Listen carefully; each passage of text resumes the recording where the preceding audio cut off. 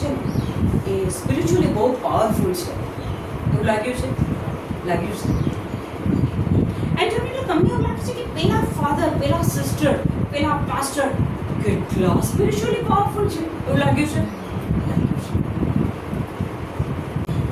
તમને સ્પિરિચ્યુઅલી આધ્યાત્મિક પ્રગતિ કરવા માટે કોણ રોકે છે?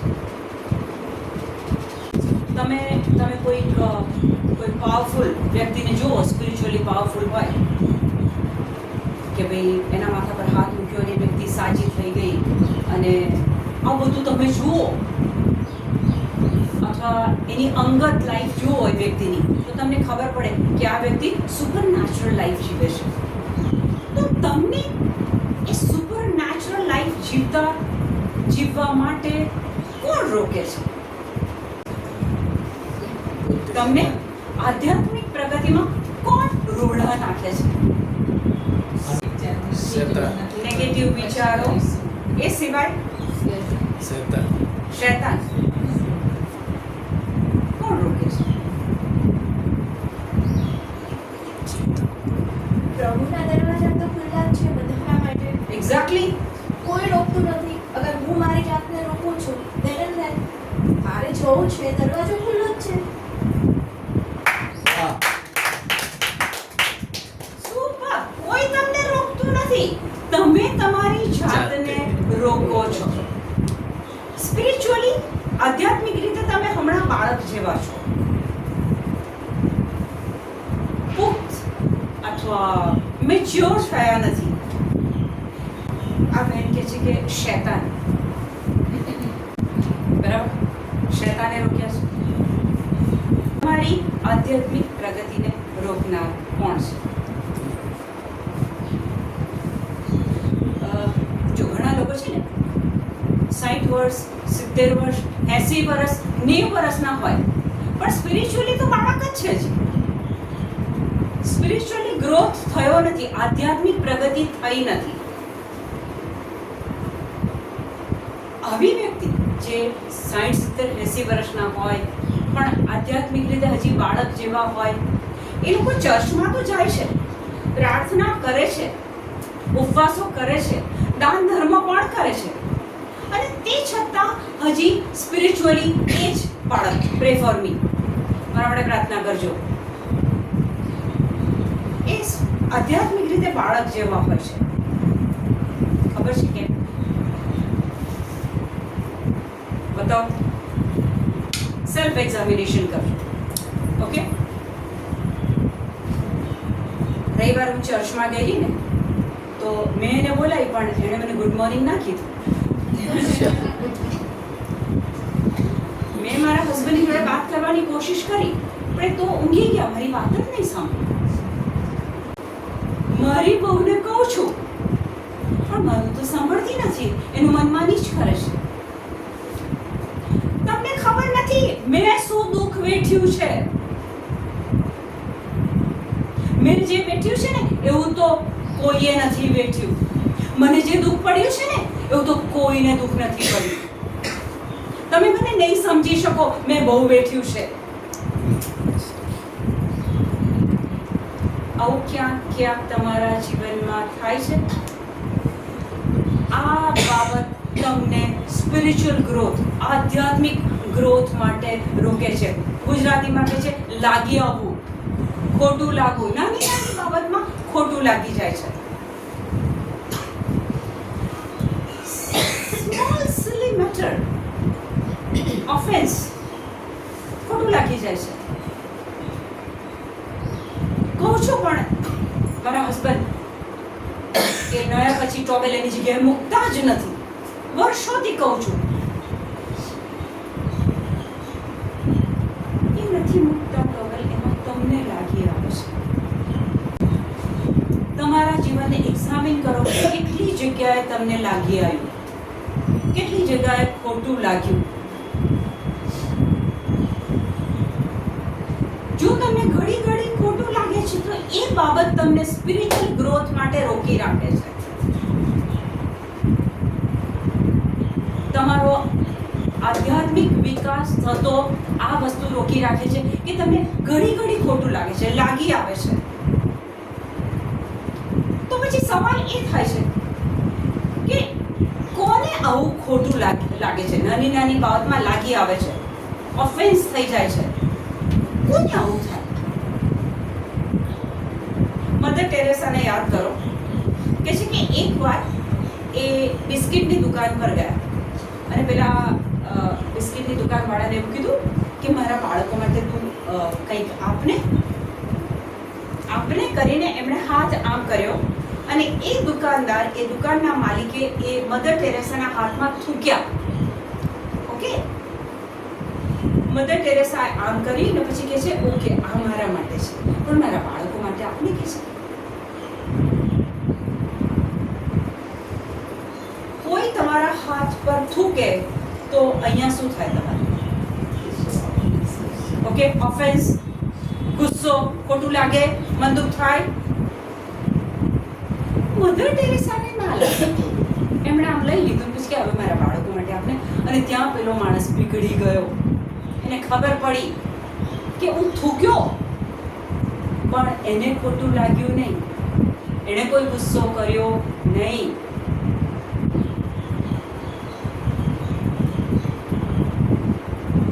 ખોટું કોને?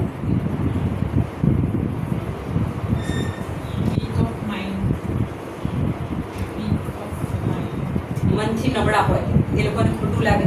ખોટું કોને લાગે લુસીબેન?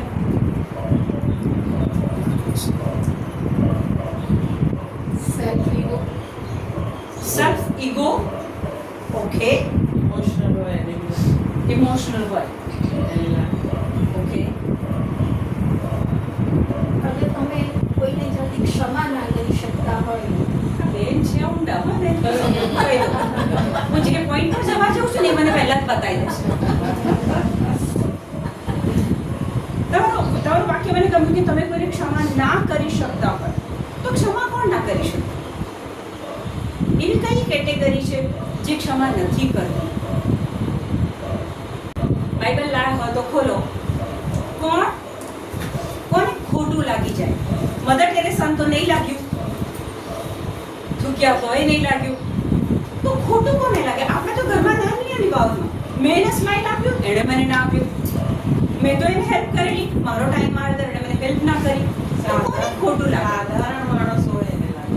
સાધારણ. ઓકે, આપણે બાઇબલથી સમજીએ કે કોને ખોટું લાગી જાય, ઠોકર ખાઈ જાય. ઓકે, બોલો. સ્ત્રોત્ર સંહિતા 119 એમાં 11. તારા વચનામૃત મેં રાખ્યા હૈયા સારા. રાજા દાવીદ વિશે જાણો છો? કિંગ ડેવિડ આ બોલે છે. કિંગ ડેવિડ એ કેવો માણસ હતો? પ્રભુનો પસંદ કરેલો, અભિષિક્ત હતો. એ જ્યાં યુદ્ધમાં જાય પ્રભુનો સાથ હોય અને યુદ્ધ જીતીને આવે. એવો માણસ, પ્રભુનો અભિષિક્ત માણસ શું બોલે છે? વાંચો. તારા વચનામૃત મેં રાખ્યા હૈયા સાથ. એ કહે છે કે તારા વચનામૃત, તારા વચનો મેં મારા હૈયામાં રાખ્યા છે. ટેબલ ઉપર, કબર્ડમાં, પર્સમાં નો. એ કહે છે મેં મારા હૈયામાં રાખ્યા છે. પછી જેથી હું તો ના કરું તારો કદી અપરાધ. કિંગ ડેવિડ કહે છે, રાજા દાવીદ કહે છે કે તારા વચનો મેં મારા હૃદયમાં રાખ્યા છે. એટલે એ વચનોના કારણે, because of the power of the word of God, હું અપરાધ ના કરું, મને ખોટું ના લાગે. ઇંગ્લિશમાં વાંચો ને જોરથી. I keep your law in my heart. I keep your law. જ્યારે તમે બાઇબલ ખોલશો ને, ત્યારે પ્રભુ તમને નિયમ શીખવાડશે. Love your neighbour than yourself.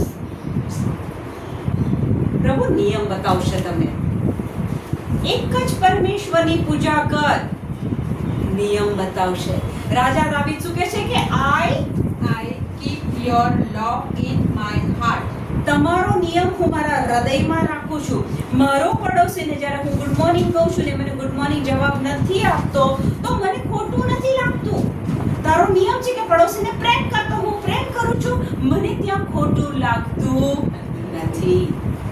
so that I will not sin against you. I will not sin against you.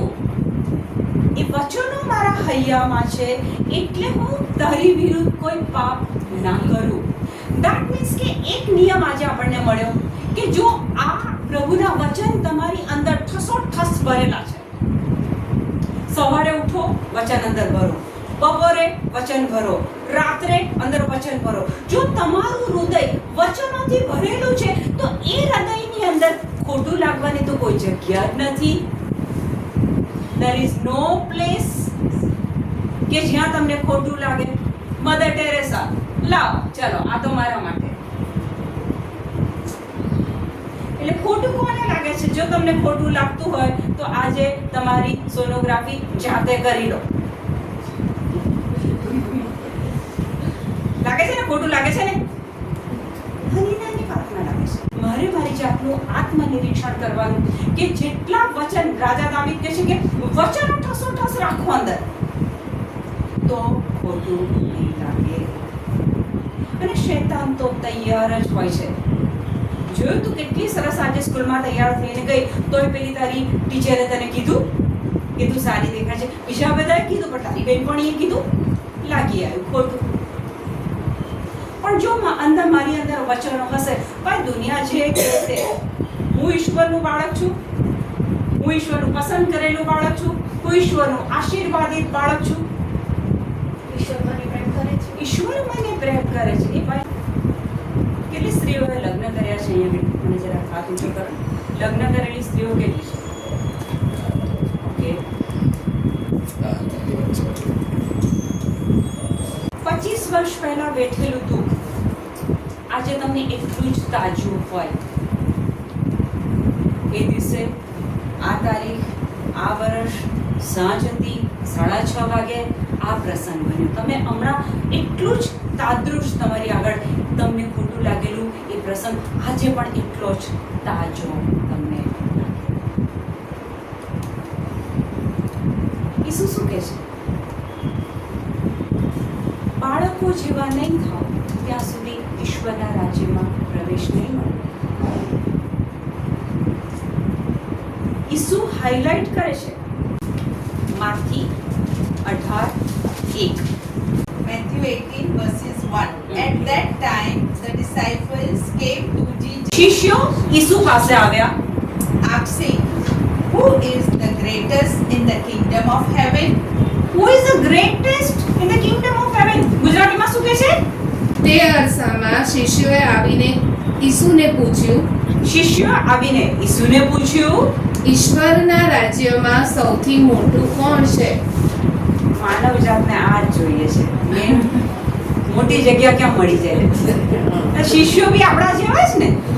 તો ઈસુને પૂછે છે કે ઈશ્વરના રાજ્યમાં સૌથી મોટું કોણ?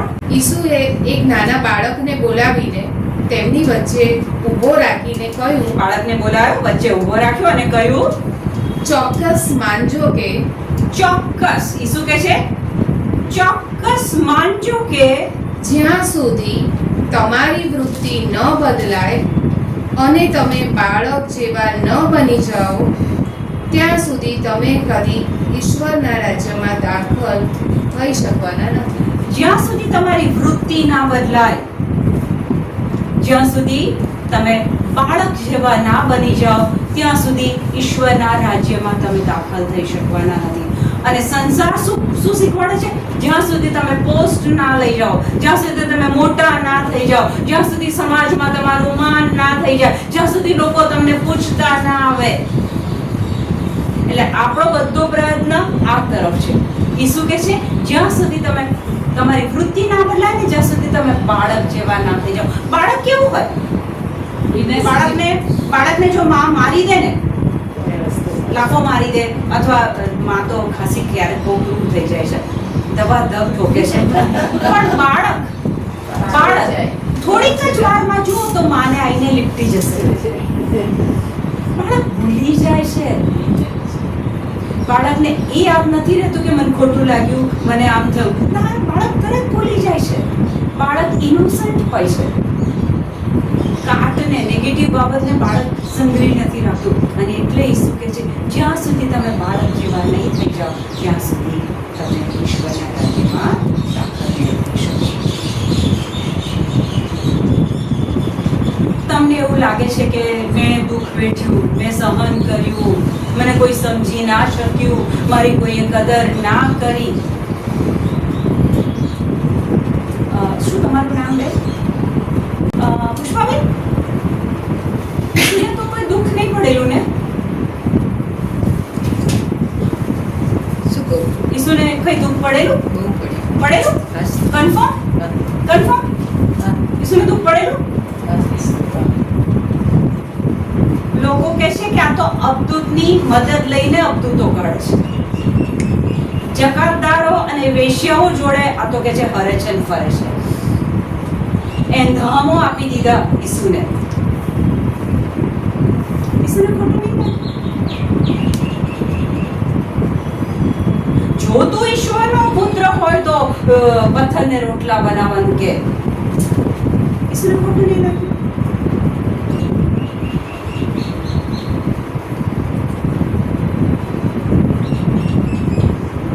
વચન એવું કહે છે, એફેસસ 5:1 કહે છે કે પ્રભુ જેવા થાઓ. તો ઈસુને આટલા દુઃખ પડ્યા. તો ઈસુને જ્યારે દુઃખો પડ્યા, વેઠવું પડ્યું, ત્યારે ઈસુ શું કરતા?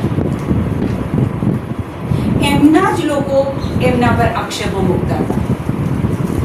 ત્યારે ઈસુ શું કરતા? એમનો અપ્રોચ ખોટું લાગવું કે લાગી આવવું કે અપમાન થાય ત્યારે ઈસુનો અપ્રોચ કેવો હતો?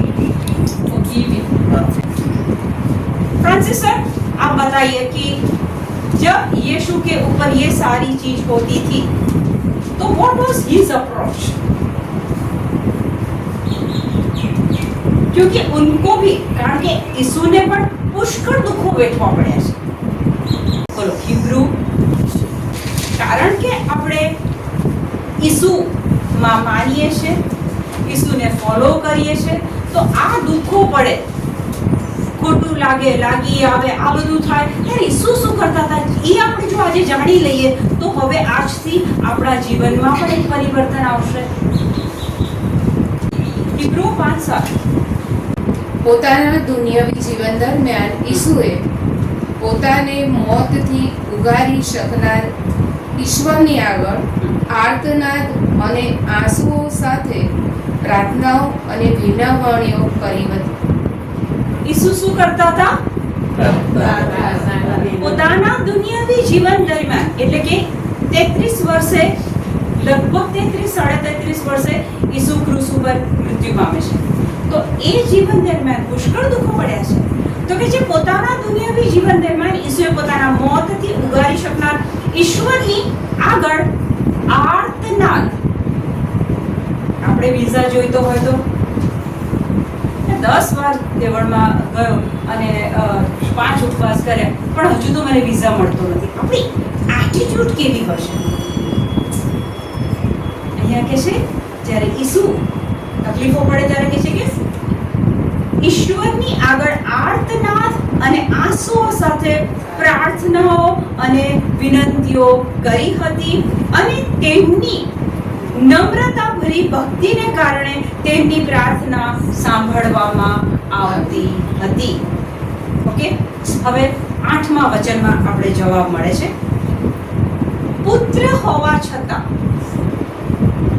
ખોટું લાગી આવે, મન દુઃખ થાય, તો 8મા વચનમાં કહે છે પુત્ર હોવા છતાં સર્વશક્તિમાન પરમેશ્વરનો પુત્ર,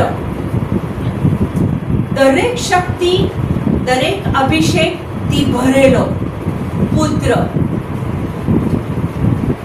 એ ચાહે તે કરી શકે, પણ એમની નમ્રતા વિશે.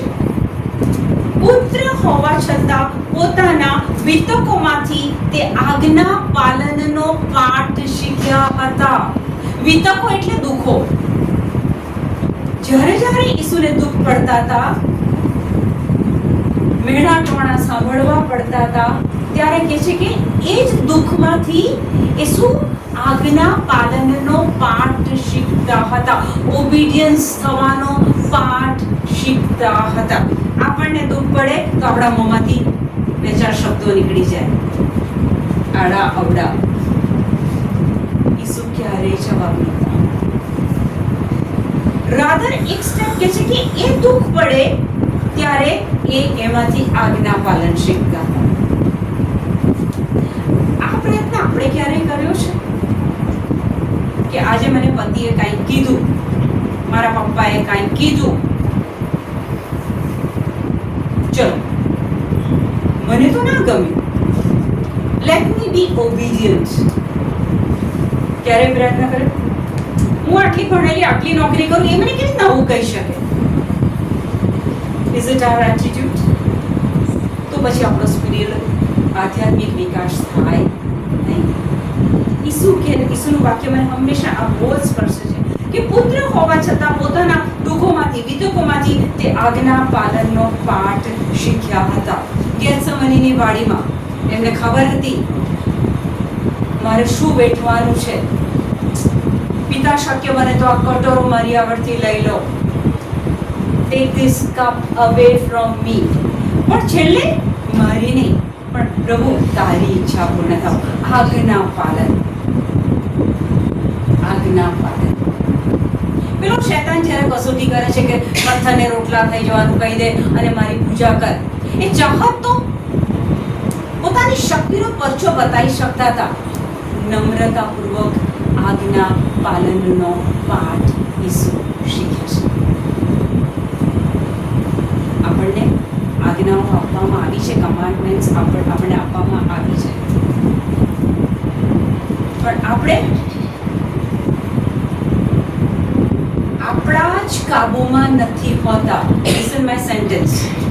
આપણે આપણા જ કાબુમાં નથી હોતા. પેલો શૈતાન આપણને ડ્રાઈવ કરે છે, એ આપણને ચલાવે છે. બોલ, આવું સંભળાય દે, કહી દે, તું તો ભણેલી છે, તારો પગાર વધારે છે, કહી દે. સર્વશક્તિમાન પરમેશ્વરનો પુત્ર એ નમ્ર બને છે, એ આર્ગ્યુમેન્ટ નથી કરતો, એ સામે જવાબ નથી આપતો, એ વેર નથી વાળતો, એ ગુસ્સો નથી કરતો. આપણા માટે એની પાસેથી શીખવાનું છે.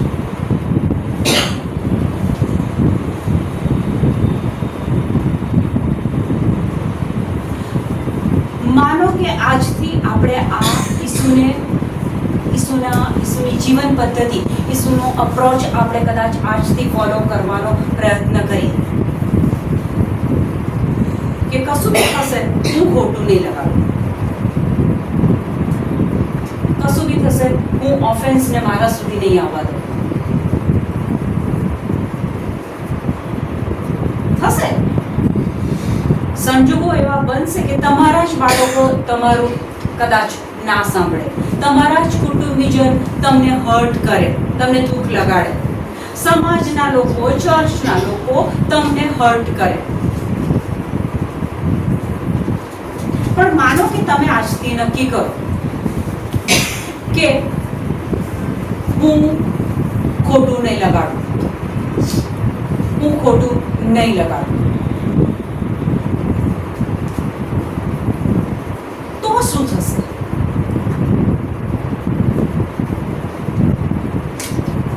તમને ખબર છે પ્રકાશભાઈ, તમે બેંકમાં જોબ કરો છો, બેંકમાં તમારું અકાઉન્ટ હશે જ, આઈ એમ શ્યોર અબાઉટ ઇટ, બરાબર?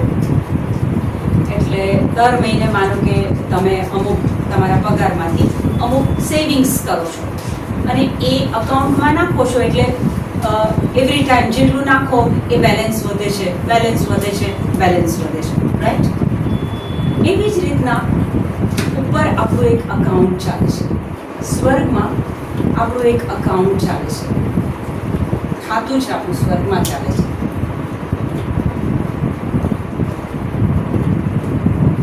તમે અને હું જે કાંઈ પૃથ્વી પર આજના દિવસે કરી રહ્યા છીએ, ભૂતકાળમાં કર્યું છે, એ અકાઉન્ટમાં જમા થાય છે. તમે કોઈને માફી આપો છો, તમે દાન ધર્મ કરો છો, તમે કોઈને નિસ્વાર્થ પ્રેમ કરો છો, તમારા અકાઉન્ટમાં એ જમા થાય છે. કલ્પના કરો, જેની એ નોકરી કરે છે, બરાબર.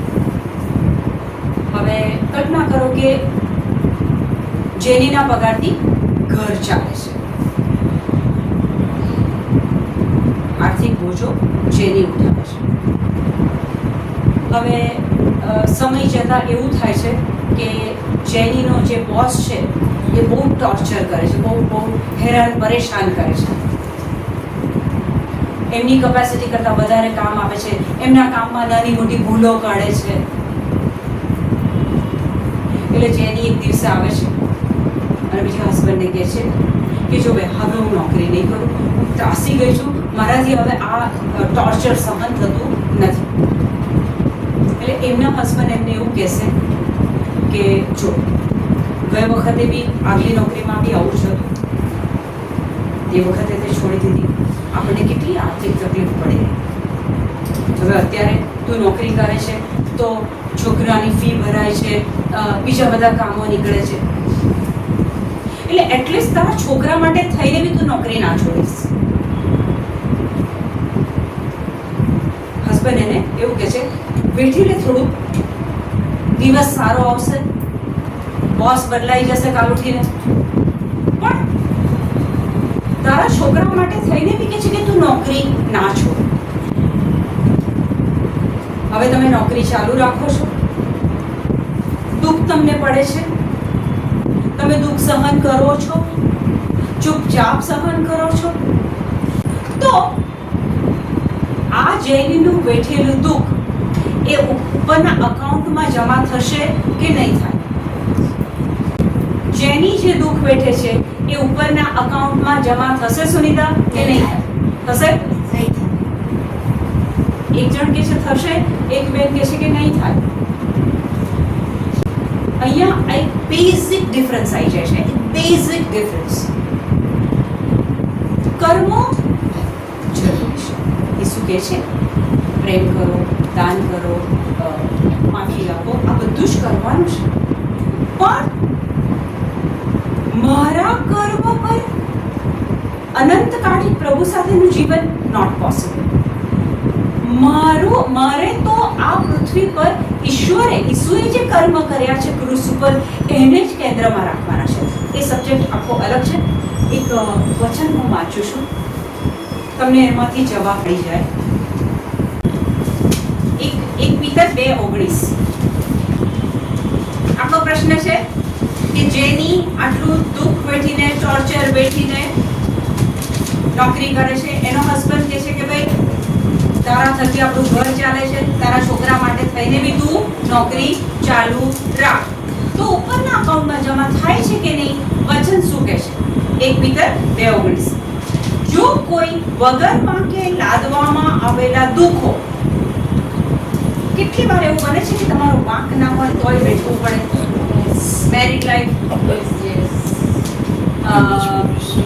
શું કહે, જોબમાં, બિઝનેસમાં, સમાજમાં વાંક ના હોય તમારો, તમે કશું કર્યું નથી, યet તમારા પર એ આક્ષેપ મૂકવામાં આવે, તમારે એ દુઃખ વેઠવું પડે. જો કોઈ વગર વાંકે લાદવામાં આવેલા દુઃખો ઈશ્વરનો ખ્યાલ રાખીને સહન કરતો હોય તો જ તે પ્રશંસાને પાત્ર બને છે. પણ અંગ્રેજી બાઇબલમાં ત્યાં બીજો એક શબ્દ છે his will. For what credit if it is credit. હા, I like this word. Credit. ક્રેડિટમાં જમા થાય. ઓકે, તમારો વાંક હોય, તમે ભૂલ કરી છે, તમે કંપનીનું કંઈ નુકસાન કર્યું છે, ઘરમાં તમે કંઈક એવી હરકત કરી છે અને તમને વેઠવું પડે, તો એ તો તમારા વાંકે તમે સહન કરો છો ને. પણ વગર વાંકે તમારો વાંક નથી ને તમે સહન કરો છો, એ પણ મારા છોકરા માટે નહીં, મારા પતિ માટે નહીં, મારા ઘર માટે નહીં, મારા ફ્યુચર માટે નહીં, પણ ઈશ્વરને કેન્દ્રમાં રાખીને. એટલે કે મારા ઈસુએ દુઃખ વેઠ્યું છે, એણે મને કિંમત ચૂકવીને ખરીદી છે. એ ઈસુને પગલે હું ચાલું છું. એ દુઃખમાં પણ મને જો એ ઈસુ જ કેન્દ્રમાં હોય તો એ તમારા ક્રેડિટમાં જમા થાય છે. માથે પડ્યું છે એટલે હું બેઠું છું તો એ ક્રેડિટમાં જમા નથી થતું. દુઃખ પડે છે, મારો વાંક નથી, મારો ફોલ્ટ નથી, તે છતાંય મારે સહન કરવું પડે છે અને હું હસતા હસતા સહન કરીશ. કેમ? મારા ઈસુને હું કેન્દ્રમાં રાખીને જીવું છું. ઈસુએ દુઃખ સહન કર્યું, પારાવાર દુઃખ સહન કર્યું, અનબેરેબલ દુઃખ સહન કર્યું. એમણે એક પણ પાપ નથી કર્યું, not even a single sin. Yet he had to suffer a lot. તો એ દુઃખ પડતું હતું ત્યારે શું શીખતા હતા? આજ્ઞા પાલનનો પાઠ શીખતા હતા. આપણે આજથી આ એક આપણો એંગલ બદલવાનો છે. દુઃખો પડે છે ને પડશે જ. જો કોઈ સંસારમાં છે તો ખાતરી રાખજો દુઃખ તો પડવાનું જ છે. પણ એ દુઃખની અંદર કેન્દ્ર સ્થાને કોણ છે? હું છું, મારું કુટુંબ છે, મારું ભવિષ્ય છે કે ઈસુ છે? જ્યારે તમે ઈસુને વગર વાંકે લાદવામાં આવેલા દુઃખો ઈસુને કેન્દ્રમાં રાખીને સહન કરો છો ત્યારે એ તમારા ક્રેડિટમાં જમા થાય છે. મહાવીર ખોટું લાગે, નાની વાતમાં કશું થઈ જાય, પણ કિંગ ડેવિડ કે છે, રાજા ડેવિડ કે છે પ્રમાણે હૈયામાં જો વચનો ખચોખચ ભરેલા હશે તો ખોટું લાગવાની જગ્યા રહેતી નથી. ઈસુ કહે છે બાળક જેવા થઈ જાઓ તો ઈશ્વરના રાજ્યમાં પ્રવેશ મળશે. તો આ એક બાબત છે. લાગી આવવું, મન દુઃખ થવું, ખોટું લાગવું એ આપણા આધ્યાત્મિક પ્રોગ્રેસને રોકી રાખે છે. બાળકમાંથી આપણને મેચ્યોર થવા દેતું નથી. આ જ બાબત શૈતાનને બહુ ગમે છે. ઘરમાં બી હસબન્ડ વાઈફને કશું નાનું થઈ જાય ને, એક ફ્રિક્શન જરા કમતું થઈ જાય ને, 2 દિવસ સુધી અબોલા. 2 દિવસમાં પતી જાય તો સારું. અને પાછું એ અબોલા ચાલતા હોય અને પડોશમાંથી એક વ્યક્તિ આવે બેલ મારે અને પડોશી આવે ત્યારે પેલા હસબન્ડ પાસે એના વાઈફને કહે છે darling see who has come. આ હાસ્યમાં બતાવે છે કે તમારા ઘરોમાં આ સીન બનેલું છે. શૈતાન આ ઘડીની રાહ જોવે છે કે પતિ પત્ની વચ્ચે એવું તો કશું થઈ જાય કે અઠવાડિયાઓ સુધી, દિવસો સુધી એ અબોલા ચાલે અને એ અબોલા લઈને તમે જ્યારે પથારીમાં સૂઈ જાઓ છો, પતિનું મોં આ બાજુ ને પત્નીનું મોં આ બાજુ, એ વખતે તમે શૈતાન સાથે સૂઈ જાઓ છો. એ રાત્રે શૈતાન તમારા મનની અંદર પુષ્કળ કામો કરે છે. ઝેર નાખે છે, અણગમો પેદા કરે છે, નફરત પેદા કરે છે. એ તમારી સ્પિરિચ્યુઅલ પ્રગતિને રોકી દે છે. તમે એમાં અટવાયેલા છો. આના લીધે હું તારી જોડે પરણી હતી, આના લીધે હું તારા ઘરમાં આટલું સહન કરું છું, તું મને આટલું નથી સમજી શકતો. શૈતાન આ જ ઈચ્છે છે તમારા મોઢામાંથી કઈ શબ્દ પડે અને પેલો ઝીલી લે. 2 પ્રકારના દૂતો છે, પ્રભુના દૂતો અને શૈતાનના દૂતો. જ્યારે તમે પ્રભુના વચન મુખમાંથી બોલો છો ત્યારે એ દૂતો એ શબ્દો લે છે અને જ્યારે તમે નફરત, અણગમો, તિરસ્કાર આ બધું બોલો છો તો પેલા શૈતાનના દૂતો પણ રાહ જોઈને બેઠા છે. લાય આ શબ્દ પકડી લો અને એના જીવનમાં આ કામ શરૂ કરી દો. તમારા મુખમાંથી નીકળતો એક શબ્દ પણ તમારા જીવનને બદલવા માટે યા તો સારી વાત દિશામાં યા તો ખરાબ દિશામાં એ શબ્દ પણ બહુ કામ કરે છે. તો નાની બાબતમાં ખોટું લાગવું એ દુનિયાવી રીતે બહુ સામાન્ય છે. પણ જે લોકો હવે પ્રગતિ કરવા માંગે છે, આધ્યાત્મિક પ્રગતિ કરવા માંગે છે, એમના માટે આ જ એક મોટો રોડો છે. જેવું ખોટું લાગે તરત જ બોલો, પ્રભુ અત્યારે હું એને માફ કરું છું. કારણ કે જ્યારે તમને ખોટું લાગે ને તો 2 જ ઓપ્શન છે પ્રકાશભાઈ. એને માફી આપો અને એને પ્રેમ કરો. આ બે જ બાબત આપણી પાસે રહી જાય છે. ઈસુએ આપણને માફ કર્યા છે, ઈસુએ આપણને પ્રેમ કર્યો છે ને કરે છે. આ બે બાબત પર જો આજથી તમે વર્કઆઉટ ચાલુ કરો, પવિત્ર આત્માની મદદ માંગો કે પવિત્ર આત્મા મારાથી માફી નથી અપાતી, પવિત્ર આત્મા મને મદદ કરો કે હું માફ કરી શકું આ વ્યક્તિને. તમને જેટલી વ્યક્તિઓ જોડે આજ દિન સુધી ખોટું લાગ્યું છે, તમારા સંબંધોમાં આજ દિન સુધી પેલું કહેવાય ને કે છૂટા પડી ગયા છે સંબંધો, એ વ્યક્તિને માટે આશીર્વાદ બોલો. તમને જે વ્યક્તિએ હર્ટ કર્યું છે એના માટે આશીર્વાદ બોલો. પ્રભુ, હું એને માફ કરું છું અને પ્રભુ એનું જીવન સારું થાય, એની હેલ્થ સારી થાય, એનું ફાઇનાન્સ સારું થાય, એનું જીવન સારું થાય, એના માટે આશીર્વાદ બોલો. એક લેડી પ્રાઇવેટ કંપનીમાં કામ કરતી હતી અને એનો બોસ બહુ ટોર્ચર કરે. હવે એના માટે નોકરી કરવી બહુ જરૂરી હતી, કારણ કે એનો પૈસો ઘરમાં આવે તો ઘણા કામો નીકળતા હતા. એટલે નોકરી કરવી વોઝ વેરી નેસેસરી. હવે એટલી થાકી ગઈ એ પેલા બોસના ટોર્ચરથી એટલી કંટાળી ગઈ કે એને લાગ્યું કે હું નોકરી છોડી દઉં. પછી એને કોઈ વ્યક્તિની કોઈ પ્રીચર, કોઈ પાસ્ટરની કંઈ આવી રીતના સલાહ માંગી કે ભાઈ મારી લાઈફમાં આવું ચાલે છે, હું શું કરું?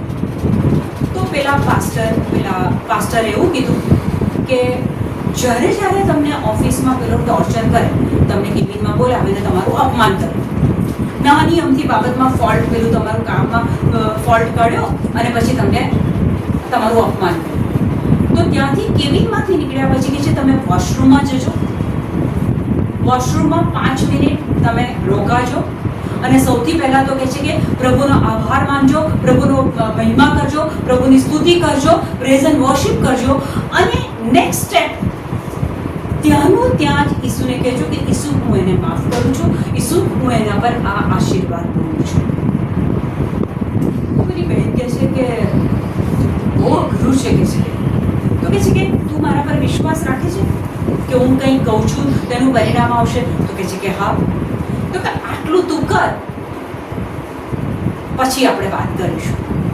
એટલે પેલી બહેન ઓફિસમાં જાય અને જેટલી વાર પેલો ટોર્ચર કરે એટલી વાર નીકળ્યા પછી એ વોશરૂમમાં જાય અને ત્યાં આ જ કામ કરે, એને માફ કરે, પ્રભુને પ્રેઝ એન્ડ વર્શિપ કરે અને એના માટે અભિષેક બોલે. સમવોટ 1 મહિનો પૂરો થયો અને પેલા બહેનનો ફોન પેલા પ્રીચર પર ગયો. Hello sir, there is good news. શું થયું? તો કે બોસની બદલી થઈ ગઈ. પ્રભુ તમારી પરિસ્થિતિને સુપર નેચરલી બદલશે. પણ દાઉદ રાજા શું કહે છે કે હું તારા નિયમને મારા હૈયામાં રાખું છું. નિયમ શું કહે છે કે વ્યક્તિને માફ કરો, પ્રેમ કરો, એના માટે આશીર્વાદ કરો. પેલી બાઈએ આ 3 વસ્તુ કરી ત્યારે પ્રભુએ એનું યુદ્ધ લડી લીધું અને એ બોસને જ બદલી આપી દીધી. તમારા અંગત જીવનમાં તપાસ કરશો.